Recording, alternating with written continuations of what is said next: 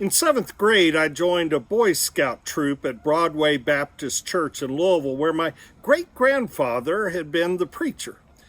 After several months and lots of capture the flag, I achieved the lowest rank of tenderfoot. We went on a group camping trip about an hour from home. As our campfire ignited near the lean-to huts, one of the older scouts sent me to the ranger office to get a smoke sifter to keep the smoke out of our eyes. "Make it a left-handed smoke sifter," he added as I marched off. I found the office and spoke to the attendant, but he didn't know what I was talking about. He just shook his lowered head as he stifled a smile.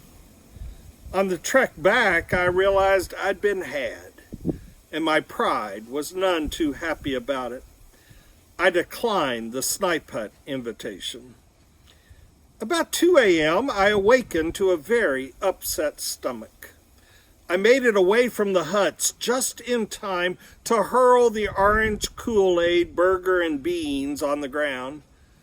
Rather than return to my sleeping bag, I walked to the payphone I'd seen while seeking a left-handed smoke sifter.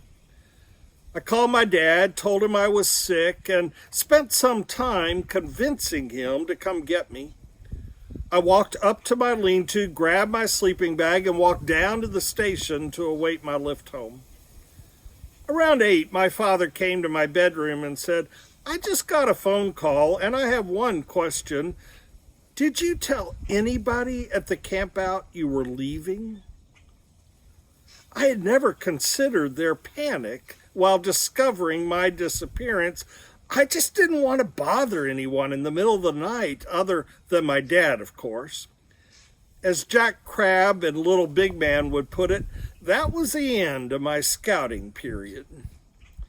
I never surpassed being a tenderfoot, and while I've taken advantage of other passive-aggressive opportunities in my life, I'm not sure I ever surpassed that one either.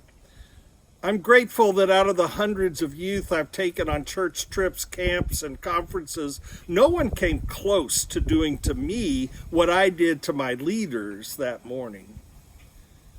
Over the years, I've experienced many people disappearing from church without a word. Some embarrassed, some feeling unwelcome, some regretful, some passive-aggressive, some spiritual but not religious, some harmed by the church with scars that don't heal.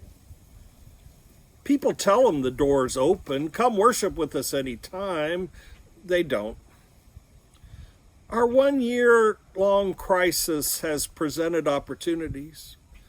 Those who wouldn't go to church for a variety of reasons now wouldn't to protect the health of others.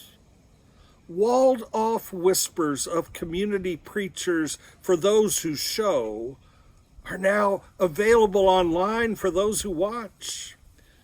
The vision of God for justice, peace, and love, and the meaning of becoming a human are being proclaimed outside of a building for those with ears to hear. How has your pride led to your leaving? What voices are you listening to today? How have you been touched by the divine because of this past year?